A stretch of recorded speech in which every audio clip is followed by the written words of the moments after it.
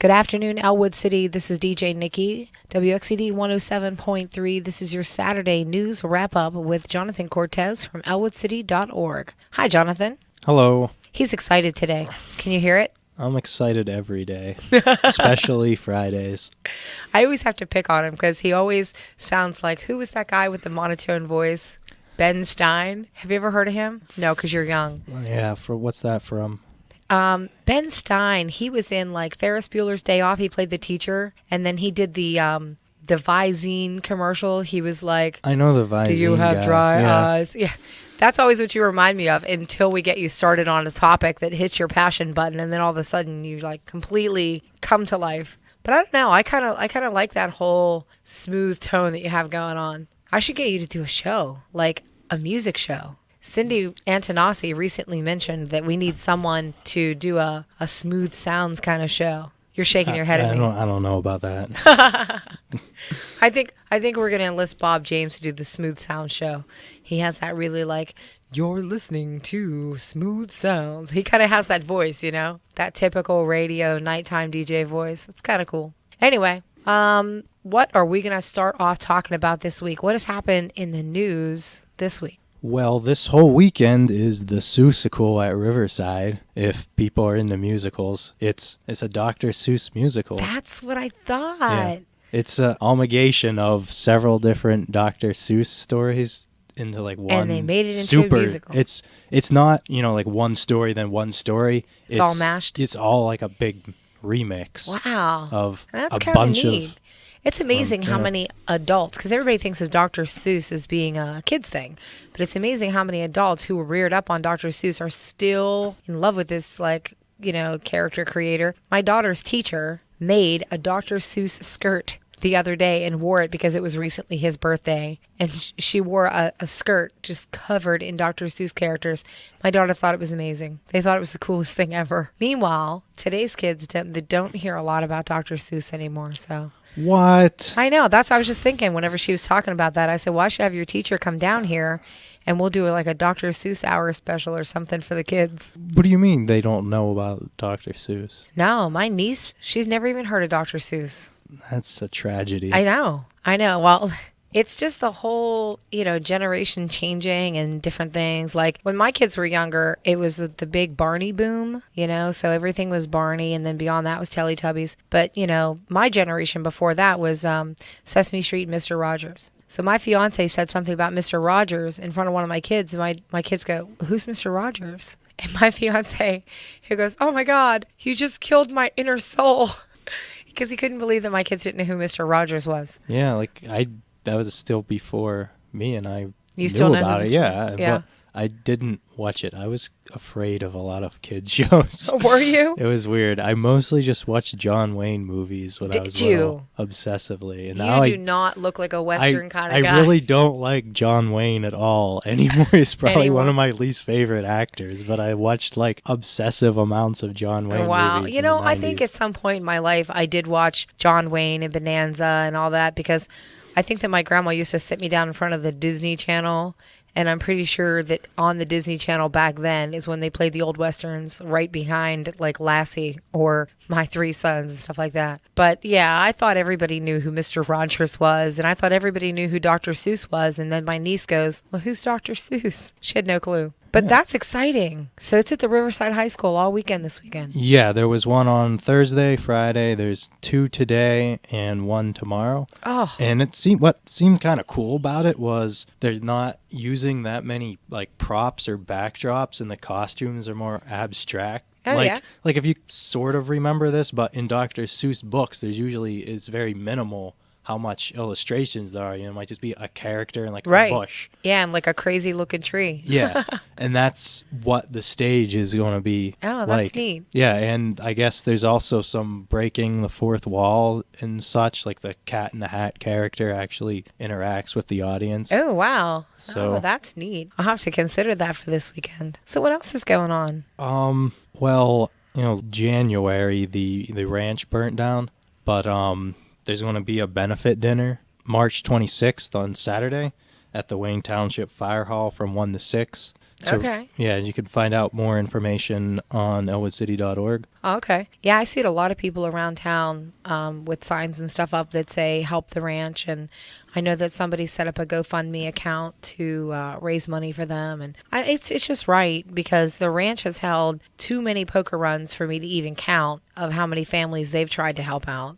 So it just seems only fitting that people come together and try to help the Wileys out too. So I hope that they get a big turnout. You said, what is it? What the date? 26th. Okay, the 26th. All right, well, that's cool. How about the weather that we've had in Elwood City? Craziness. Still better than last winter. True. I So- just heard today, I woke up and they said that it's going to be like 68 or 69 degrees on Tuesday. Yeah. Yeah, I might just take off work that day.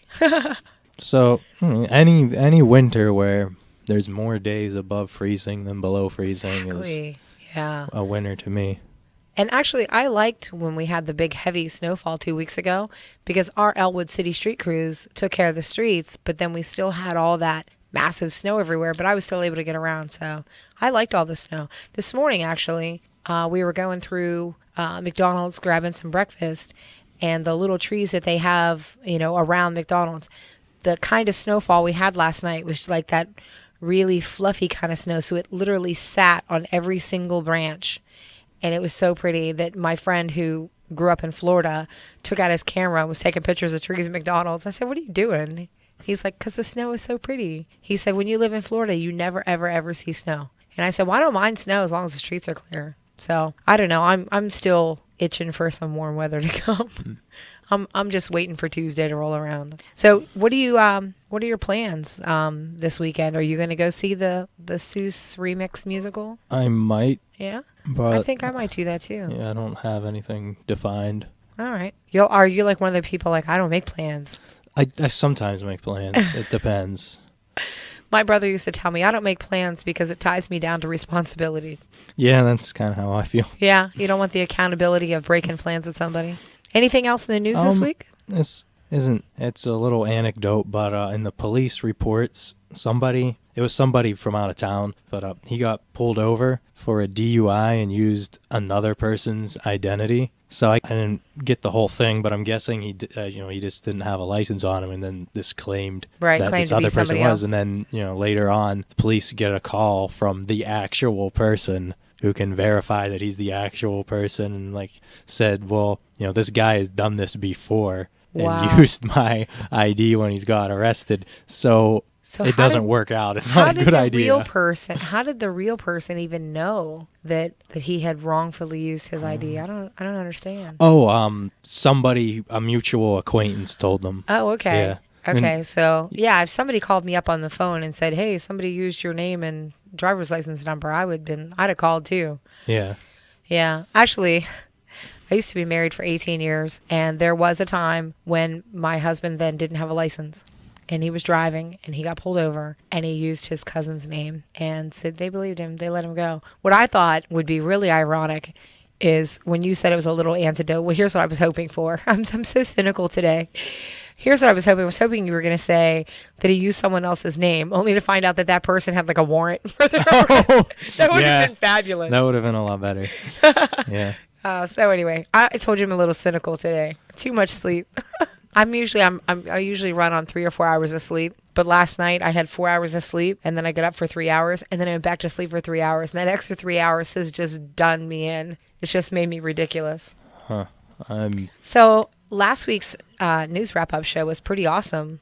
We talked about a lot, but you said you had a little bit of negative feedback from all that. Yeah, there was some. I mean, you just take it. But, some people say, why don't you just talk about something else? It's over. Well, one of the goals of an online newspaper is to get engagement. So if you're engaging, True. Even if it's a negative comment, Even if it's negative, it's still positive for us because you're engaged in that article. yeah, so you're talking about what's going on. It doesn't matter if they think you're beating a dead horse or not. They still jumped into the conversation. So, score you for getting engaged with, your public out there. Do you think that you're going to run with this whole controversial, see if you can stir the pot kind of mentality now? Are you going to continue to write controversial articles where you try to stir the pot? That's never really my intention. I just write about what I think will generate readers. And if it happens are there times when you want to write a controversial piece and you don't? Do you ever hold back?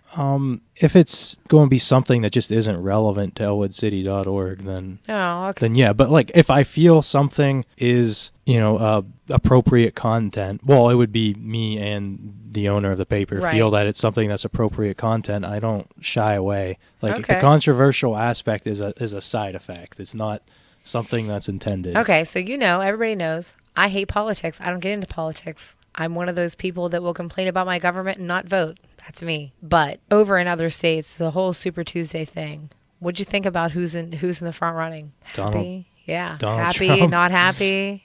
I will not discuss that aspect. So there are things you won't talk about. Well, it's not. That's international politics. It's not. I mean, national politics, not international. National, yeah.